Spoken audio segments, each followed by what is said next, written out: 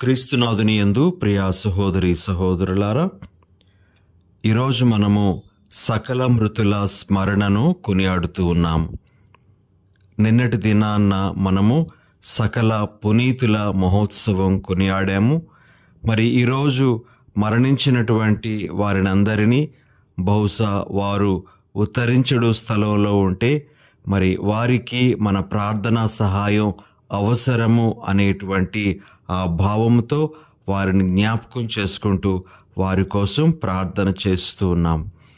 ఇది మన శ్రీ సభ మన కోసం ఏర్పాటు చేసినటువంటి ఒక గొప్పదైనటువంటి సాంప్రదాయం. మనము మరణించినటువంటి మన కుటుంబ సభ్యులను కానీ, బంధుమిత్రాదులను కానీ, మరణంతో వారికి ఉన్నటువంటి మన బంధము తెగిపోయింది అని ఏమాత్రమూ తలంచకుండా వారి కోసం ప్రార్థనలు చేస్తూ వారితో మనకున్నటువంటి ఆ సంబంధాన్ని మనము దృఢపరుచుకుంటూ ఉంటాం. ప్రియ సహోదరి సహోదరులారా, ఈ దినాన్న ప్రత్యేకంగా మనము కడగతులు అనేటువంటి జ్ఞానోపదేశ బోధన గురించి కొంతసేపు ధ్యానించడానికి ప్రయత్నం చేద్దాం. మన కేటకిజం, మన యొక్క జ్ఞానోపదేశము 4 అంత్య విషయాల గురించి, కడగతుల గురించి మనకు తెలియజేస్తుంది. ఇవన్నీ కూడా బైబిల్ ఆధారంగా ఉండేటువంటి విషయాలే. ఈ 4 ఆఖరి విషయాలు ఏమిటి అంటే, మొదటిది మరణము, రెండవది తీర్పు, మూడవది మోక్షము, 4వది నరకము. వీటినే మనము కడగతులు, ద లాస్ట్ థింగ్స్ లేదా ఆఖరి విషయములు అని చెప్తూ మనం ధ్యానిస్తూ ఉంటాం.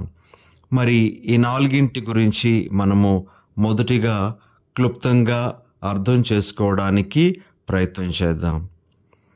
మొదటి విషయం ప్రియ సహోదరి సహోదరులారా, మరణము. మరణము గురించి మనము ధ్యానించేటప్పుడు మనము 2 విషయాలను మన మనసులో పెట్టుకోవాలి. మొదటిది భౌతిక మరణము, రెండవది నిత్య మరణము.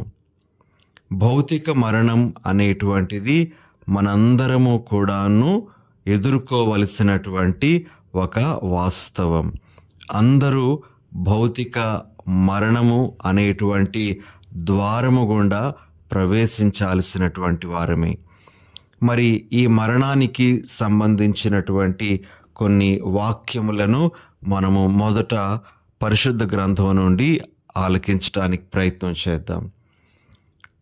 పౌలు గారు కొరింథీయులకు రాసినటువంటి 2వ లేఖ 5వ అధ్యాయము 1వ వచనంలో ఈ విధంగా అంటారు: మనము భూమి మీద జీవించు ఈ గుడారము అనగా మన భౌతిక దేహము శిథిలమగును అని. మనం ధరించినటువంటి ఈ దేహం అనేటువంటిది శిథిలమవ్వక తప్పదు. మట్టి నుండి పుట్టినటువంటి మన శరీరము మట్టిలో కలవక తప్పదు అనే విషయాన్ని ఇక్కడ మనము గ్రహిస్తాం. అదేవిధంగా శిరాపుత్రుడైన యేసు జ్ఞాన గ్రంథము 7వ అధ్యాయము 36వ వచనం ఈ విధంగా మనకు తెలియజేస్తుంది: ఒక దినమున నీవు మరణించి తీరుదువని నీవు చేయు కార్యములన్నింటను గుర్తుంచుకొనుము. ఎల్లప్పుడూ ఈ విషయాన్ని జ్ఞాపకం చేసుకో.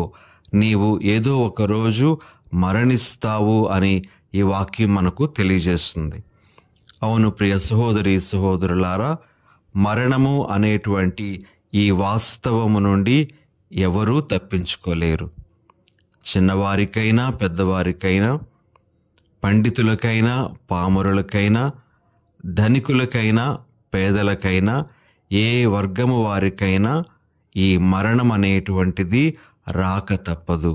అందరూ ఈ మరణపు ద్వారము గుండా వెళ్ళాల్సినటువంటి వారే అని మనము గుర్తించాలి. అయితే ప్రియ సహోదరి సహోదరులారా, మన క్రైస్తవ విశ్వాసం మనకు తెలియజేస్తున్నటువంటిది ఏమిటి అంటే, మరణం అనేటువంటిది అన్నింటికీ ముగింపు కాదు అని. మరణం అనేటువంటిది ఈ భౌతిక జీవనానికి ముగింపు ఏమో కానీ ఈ మరణాన్ని మనము డోర్వే టు న్యూ లైఫ్ అని కూడా చెప్తారు. మన నూతన జీవితానికి ఇది ఒక క్రొత్త ద్వారము అని. కాబట్టి ప్రియ సహోదరి సహోదరులారా, మరణము అనేటువంటి ఆ వాస్తవాన్ని మనం అంగీకరిస్తూ ఈ మరణపు ద్వారం గుండా మనము నూతన జీవితంలోనికి అడుగు పెడుతూ ఉన్నాము అని గ్రహించాలి అని మన శ్రీ సభ మనకు బోధిస్తూ ఉంది. అయితే ఈ సందర్భంలో మనం గుర్తుంచుకోవలసినటువంటి విషయం ఏమిటి అంటే, మన ఈ జీవిత కాలం అనేటువంటిది స్వల్పకాలికం. మనం ఎంతకాలం బ్రతుకుతామో, ఎన్ని సంవత్సరాలు మనకు ఉంటాయో మనకెవరికీ కూడా తెలియదు. అందుకే కీర్తనకారుడు 90వ కీర్తన 12వ వచనంలో ఈ విధంగా ప్రార్థిస్తాడు, ప్రభు మా ఆయుష్కాలము ఎంత స్వల్పమైనదో మేము గ్రహించినట్లు చేయుము, దాని వలన మేము విజ్ఞులమగుదుము అని. ప్రియ సహోదరి సహోదరులారా, ఈ సందర్భంలో స్టీవ్ జాబ్స్ అనేటువంటి ఫార్మర్ CEO యాపిల్ కంపెనీ, ఆయన చెప్పినటువంటి ఒక మాటను జ్ఞాపకం చేసుకుందాం. ఆయన తాను మరణించడానికి ముందు కొంతమంది యూనివర్సిటీ విద్యార్థులతో భేటీ అవుతూ వారితో మాట్లాడుతున్న సందర్భంలో చెప్పినటువంటి మాటలు ఇవి. ఆయన ఈ విధంగా అంటాడు, remembering that I will be dead soon is the most important tool I have ever encountered to help me make the big choices in life. దీని భావం ఏమిటి అంటే, నేను త్వరలోనే మరణించబోతూ ఉన్నాను అనేటువంటిది అతి ముఖ్యమైనటువంటి సాధనము నా చేతిలోకి వచ్చినటువంటిది. దాని ద్వారా నేను చాలా పెద్దవైనటువంటి నిర్ణయాలను తీసుకోగలిగాను అని ఆయన తన మాటల్లో చెప్పడం జరిగింది. అవును ప్రియ సహోదరి సహోదరులారా, మనందరము మరణిస్తాము. కాబట్టి మన యొక్క జీవిత కాలంలో మనము ఏ విధంగా మన జీవితాన్ని నడిపించుకోవాలో నిర్ణయాలు తీసుకుంటూ మన జీవితాన్ని మనం మంచిగా నడిపించుకోవాలి అని గ్రహించాలి. అయితే మనము ఇక్కడ గుర్తించాల్సినటువంటి ఇంకొక విషయం ఏమిటి అంటే, యేసు ప్రభు మరణించి పునరుత్థానుడయ్యారు. అనగా ఆయన మరణాన్ని దాటి జీవంలో ప్రవేశించారు. ఆయనను విశ్వసించేటువంటి వారందరికీ కూడా ఆయన ఇదే భాగ్యాన్ని, పునరుత్థాన భాగ్యాన్ని అనుగ్రహిస్తూ ఉన్నారు. ఈ సందర్భంలో పౌలు గారు ఫిలిప్పీలకు రాసినటువంటి లేఖ 3వ అధ్యాయము 21వ వచనంలోని భావాన్ని మనము గ్రహించడానికి ప్రయత్నం చేద్దాం. బలహీనములగు మన భౌతిక శరీరములను ఆయన తన శరీరము వలె దివ్యముగా చేయును అనేటువంటి మాట అక్కడ మనం చూస్తాం. ప్రభువు తన యందు విశ్వాసం ఉంచేటువంటి వారికి పునరుత్థాన భాగ్యాన్ని దయచేసి తన దేహము లాంటి దివ్యమైన దేహాన్ని మనకు అనుగ్రహిస్తారు అనేటువంటిది మనందరము బైబిల్ వాక్యం ద్వారా విశ్వసించేటువంటి విషయం. ఇక రెండవ భావానికి వెళ్దాం ప్రియ సహోదరి సహోదరులారా. కడగతుల్లో రెండవది తీర్పు అనేటువంటిది. ఈ తీర్పు అనేటువంటిది 2 రకాలుగా ఉంటుంది అని మన సత్యోపదేశం మనకు బోధిస్తూ ఉంది. ఒకటి ప్రత్యేక తీర్పు, రెండవది సాధారణ తీర్పు అంటారు. ప్రత్యేక తీర్పు అనగా మనం మరణించిన వెంటనే మనకు ఇవ్వబడినటువంటి తీర్పు. సాధారణ తీర్పు అనగా లోకాంత్యాన అందరి ముందు ఇవ్వబడేటువంటి తీర్పుగా ఈ సాధారణ తీర్పు గురించి మన సత్యోపదేశం మనకు బోధిస్తూ ఉంది. ప్రియ సహోదరి సహోదరులారా, దీనికి సంబంధించి కొన్ని వాక్యాలను ఈ సందర్భంలో మనము గుర్తు చేసుకుందాం. హెబ్రేలుకు వ్రాయబడిన లేఖ 9వ అధ్యాయము 27వ వచనంలో ఈ విధంగా మనం చదువుతాం. ప్రతి వ్యక్తి ఒక్కసారే మరణించి తదుపరి దేవునిచే తీర్పు పొందవలెను. మరణించి తీర్పు పొందాలి అనే విషయాన్ని మనకు ఇక్కడ తెలియజేయడం జరుగుతుంది. అదేవిధంగా పౌలు గారు కొరింథీయులకు రాసినటువంటి 2వ లేఖ 5వ అధ్యాయము 10వ వచనంలో ఈ విధంగా పౌలు గారు అంటారు, ఎలయనా మనమందరము న్యాయ విచారణకై క్రీస్తు ఎదుట అగపడవలెను కదా. క్రీస్తు ప్రభు ముందు మనం నిలబడాల్సినటువంటి ఒక పరిస్థితి అనేటువంటిది వస్తుంది అని పౌలు గారు మనకు తెలియజేస్తున్నారు. అదేవిధంగా మత్తయి సువార్త 25వ అధ్యాయంలో మనుష్య కుమారుడు మహిమాన్వితుడై వచ్చినప్పుడు ఆయన చేసేటువంటి తీర్పు గురించి మనము అక్కడ వింటాము ప్రియ సహోదరి సహోదరులారా. కాబట్టి మనము తీర్పు కోసం ప్రభు ముందు నిలబడాల్సినటువంటి పరిస్థితి ఒకటి వస్తుంది అని కడగతులు మనకు బోధిస్తూ ఉన్నాయి. మనం చేసేటువంటి తప్పొప్పులు అనేటువంటివి విచారించబడతాయి అని మనము ఈ సందర్భంలో గుర్తు చేసుకోవాలి ప్రియమైన సహోదరి సహోదరులారా. యోహాను సువార్త 5వ అధ్యాయము 28, 29 వచనాల్లో మనము ఈ విధంగా వింటాము.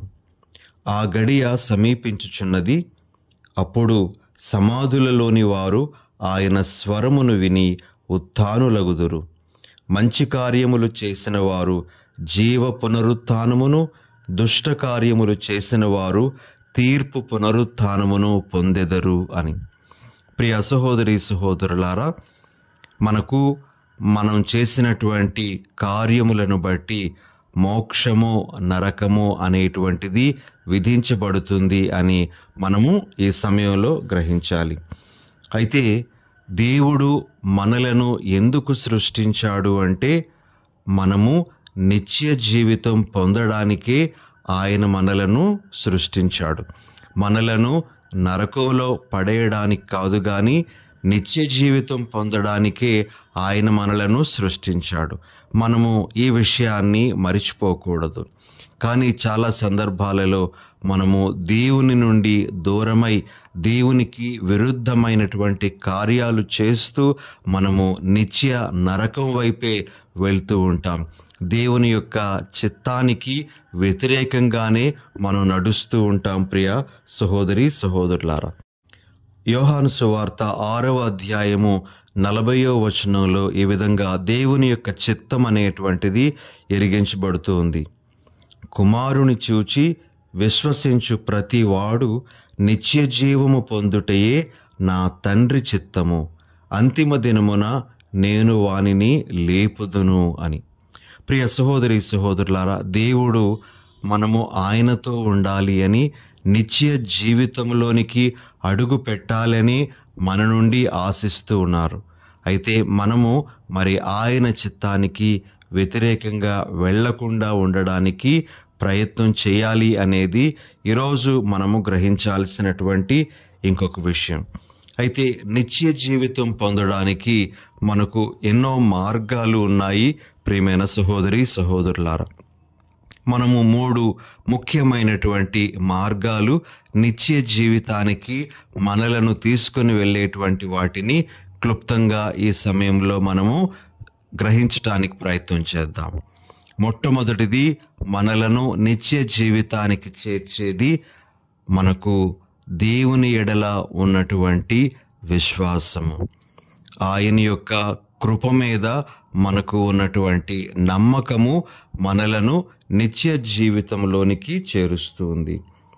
యోహాను సువార్త 11వ అధ్యాయము 27వ వచనంలో మార్తమ్మ ఈ విధంగా తన విశ్వాసాన్ని ప్రభు ముందు ప్రకటిస్తూ ఉంది. అవును ప్రభు, లోకమున అవతరింపనున్న దేవుని కుమారుడవగు క్రీస్తు నీవేనని విశ్వసించుచున్నాను అని. ప్రియ సహోదరి సహోదరులారా, దేవుని యందు యేసుక్రీస్తునందు విశ్వాసము మనలను నిత్య జీవితానికి చేరుస్తుంది అని మనం గ్రహించాలి. యోహాను సువార్త 17వ అధ్యాయము 3వ వచనంలో మనము ఈ విధంగా ఆలకిస్తాం. ఏకైక సత్య దేవుడవగు నిన్నును నీవు పంపిన యేసుక్రీస్తును వారు తెలుసుకొనుటయే నిత్య జీవము. ఇది యేసు ప్రభు యొక్క గురుత్వ ప్రార్థనలోని ఒక అంశము ప్రియ సహోదరి సహోదరులారా. కాబట్టి విశ్వాసము మనలను నిత్య జీవితంలోనికి నడిపిస్తూ ఉంది అనేది మొదటిగా మనం గ్రహించాలి. రెండవది, మనలను నిత్య జీవితానికి అర్హులను చేసేటువంటిది వాక్యానుసార జీవితం. మనము దేవుని యొక్క మాటకు విధేయించి ఆ మాట ప్రకారంగా మనం నడుచుకోవాలి. దేవుని వాక్యానికి విరుద్ధమైనటువంటి జీవితాన్ని మనం జీవించడం కాదు. మనము దేవుని వాక్యానికి విరుద్ధంగా వెళ్తే నిత్య జీవితాన్ని మనం చేజేతులారా పోగొట్టుకున్నట్లే ప్రియ సహోదరి సహోదరులారా. కాబట్టి వాక్యానుసార జీవితం అనేటువంటిది మనలను నిత్య జీవితానికి చేరుస్తుంది. ఈ సందర్భంలో యోహాను సువార్త 5వ అధ్యాయము 24వ వచనాన్ని ఒకసారి మనము చదువుకుందాం. నా మాటలను ఆలకించి నన్ను పంపిన వానిని విశ్వసించువాడు నిత్య జీవము పొందునని మీతో నిశ్చయముగా చెప్పుచున్నాను. నా మాటలను ఆలకించి అని ప్రభు అక్కడ పలుకుతూ ఉండగా, దేవుని యొక్క మాట ప్రకారంగా ఎవరైతే నడుచుకుంటారో అటువంటి వారికి నిత్య జీవితం అనేటువంటిది అనుగ్రహించబడుతుంది అని మనం గ్రహించాలి. ఇక ఆఖరుగా మూడవ ముఖ్యమైనటువంటి మార్గము ప్రియ సహోదరి సహోదరులారా, రోమన్ కథోలిక సంఘస్థులుగా మనము ఈ విషయమై చాలా గర్వించాలి. యోహాను సువార్త 6వ అధ్యాయము 54వ వచనంలో యేసు ప్రభు ఈ విధంగా మాట్లాడతారు. నా శరీరమును భుజించి నా రక్తమును పానం చేయువాడు నిత్య జీవము పొందును, నేను అతనిని అంతిమ దినమున లేపుదును. యేసు ప్రభు శరీర రక్తాలను స్వీకరించడం అనేటువంటిది నిత్య జీవితానికి మనలను అర్హులను చేసేటువంటిదిగా మనము ఎప్పుడు కూడా మర్చిపోకూడదు. చాలామంది ఈ దివ్య సత్ప్రసాదానికి దూరమైపోతున్నటువంటి వారు మనకు కనబడుతూనే ఉన్నారు. కథోలికులుగా పుట్టి పెరిగినటువంటి వారు సరిగా అర్థం చేసుకోలేక, దివ్య సత్ప్రసాదం యొక్క విశిష్టతను తెలుసుకోలేక వారు ఈ దివ్య సత్ప్రసాదానికి దూరమై వేరువేరు సంఘాలకు వెళ్ళిపోవడం అనేటువంటిది జరుగుతూ ఉంది. కానీ ప్రియ సహోదరి సహోదరులారా, మనము గుర్తించాలి, ఈ దివ్య సత్ప్రసాదం మనలను నిత్య జీవితానికి నడిపిస్తూ ఉంది అనే విషయాన్ని. కాబట్టి ఇవి 3 ముఖ్యమైనటువంటి మార్గాలు మనము నిత్య జీవితంలో అడుగు పెట్టడానికి మన ముందు ఉంచబడినవి. మనము ఖచ్చితంగా నమ్మాల్సినటువంటి ఇంకొక విషయం ఏమిటి అంటే, నిత్య జీవితం ఎలా ఉందో నిత్య మరణం కూడా అలాగే ఉంది అని. అది కూడా బైబిల్ మనకు బోధిస్తున్నటువంటిదే. నరకం గురించి పలు చోట్ల మనము ప్రస్తావన చూస్తూ ఉంటాము ప్రియ సహోదరి సహోదరులారా. కాబట్టి ఒక మోక్షమే కాదు, నరకము కూడా ఉంది. మనము దేవునికి వ్యతిరేకంగా వెళ్ళినప్పుడు, ఆయనకు ద్రోహం చేసినప్పుడు మనము ఆ పడిపోయిన దేవదూతలు ఏ విధంగా సైతానులుగా మారారో అలానే మనం కూడా ఆ నరక కూపంలో పడిపోయేటువంటి అవకాశం ఉంటుంది అనే విషయాన్ని ఇప్పుడు కూడా మర్చిపోకూడదు. అయితే ఈరోజు నా ప్రియ సహోదరి సహోదరులారా, మనము ఉత్తరించెడు స్థలం గురించి మాట్లాడుకుంటూ, ఈ ఉత్తరించెడు స్థలంలో ఆత్మలు తమ యొక్క పాపముల పరిహారము కోసం అక్కడ వేచి ఉంటాయి అని మన కథోలిక సాంప్రదాయము బోధిస్తూ ఉండగా మనము దానిని విశ్వసిస్తూ ఉన్నాము. ఈ సందర్భంలో ప్రియ సహోదరి సహోదరులారా, మనము దర్శన గ్రంథము 21వ అధ్యాయము 27వ వచనంలోని భావాన్ని గ్రహించడానికి ప్రయత్నం చేద్దాం. కలుషితమైనది ఏదియు ఆ నగరమున ప్రవేశింపదు అనేటువంటి మాట అక్కడ చూస్తాం. అపవిత్రంగా ఉండేటువంటిది మోక్షంలో అడుగు పెట్టలేదు. కాబట్టి ప్రియ సహోదరి సహోదరులారా, మరణించేటప్పటికీ ఒక వ్యక్తిలో ఏదైనా పాపదోషము ఉన్నట్లయితే అది ఘోరమైనటువంటి పాపమై ఉన్నటువంటిది కాకపోవచ్చు. చిన్న చిన్న పాపదోషాలైనప్పటికీ కూడా వాటికి తగినంత పరిహారము చెల్లించకుండా ఆ ఆత్మ మరి మోక్షంలో అడుగు పెట్టడం అనేటువంటిది అసంభవము. ఎందుకు అంటే అపవిత్రమైనటువంటిది ఏది కూడా మోక్షంలోనికి వెళ్ళడం అనేటువంటిది కష్టసాధ్యమైనటువంటి విషయం. అందుకే మరణించినప్పటికీ ఏ వ్యక్తిలోనైనా సరే ఏదైనా పాపదోషం ఉన్నట్లయితే దానికి పరిహారం అనేటువంటిది ఉత్తరించడు స్థలంలో జరుగుతూ ఉంది. ఇది ప్యూరిఫికేషన్ ప్రాసెస్ అని చెప్తూ ఉంటారు. మన యొక్క పాపములను క్షాళనం చేసేటువంటి ఒక ప్రక్రియగా మరి ఉత్తరించడు స్థలాన్ని అభివర్ణించడం జరిగింది. ప్రియ సహోదరి సహోదరులారా, ఈ నవంబర్ మాసంలో మనము ప్రత్యేకంగా ఉత్తరించడు స్థలంలో ఉండేటువంటి ఆత్మల కోసం ప్రార్థన చేస్తూ వారి కొరకు దివ్య బలి పూజలను సమర్పిస్తూ దాన ధర్మాలను మనము వారి నిమిత్తము చేస్తూ ఆ విధంగా వారు తమ యొక్క పాపముల నుండి క్షాళన పొంది మోక్షంలో అడుగుపెట్టే అర్హతను సంపాదించుకోవడానికి మనవంతు సహాయాన్ని వారికి అందిస్తూ ఉన్నాం. ఇలా చేయమని మనకు ఎన్నో సాంప్రదాయాలు బోధిస్తూ ఉన్నాయి. మన శ్రీసభ కూడా దీనిని ప్రోత్సహిస్తూ ఉంది. కాబట్టి మనము ఈ భక్తి కార్యాన్ని మనము చేస్తూ మరణించినటువంటి మన బంధుమిత్రాదులతో మనకుండేటువంటి ఆ అనుబంధాన్ని ఆ విధంగా మన ప్రార్థనల ద్వారా దివ్య బలిపూజ సమర్పణల ద్వారా మనము కొనసాగిస్తూ వారికి సహాయపడడానికి ప్రయత్నం చేయాలి. ఈ నవంబర్ మాసాన్ని మనకు అనుగ్రహిస్తున్నటువంటి ప్రభువునకు వందనాలు తెలియజేసుకుంటూ ఈ మాసంలో మనము మరణించినటువంటి వారందరి నిమిత్తము మరి ముఖ్యంగా దిక్కులేని ఆత్మలు, ఎవరి ప్రార్థనా సహాయము అందలేనటువంటి ఆత్మల కొరకు మనము ప్రత్యేకంగా ప్రార్థనలు చేద్దాం. దివ్య పూజా బలులు వారి కోసం సమర్పించుదాం. ఆమేన్. ప్రార్థన చేసుకుందాం. దయగల ప్రభువా, ప్రేమగల మా తండ్రి, మీ పరిశుద్ధ నామానికి స్తోత్రాలు. ప్రభువా, ఈరోజు మేము సకల మృతులను స్మరించుకోవాలని మీరు మాకు తెలియజేస్తూ ఉండగా మరణించినటువంటి వారిని అందరినీ మేము జ్ఞాపకం చేసుకుంటూ ఉన్నాం. మరి ముఖ్యంగా దిక్కులేని ఆత్మలు, అనాథ ఆత్మలను ప్రభువా మేము జ్ఞాపకం చేసుకుంటూ వారి ఆత్మలకు నిత్య విశ్రాంతిని అనుగ్రహించమని మా ప్రభువైన యేసు నామమున మేము వేడుకొనుచున్నాం తండ్రి. ఆమెన్.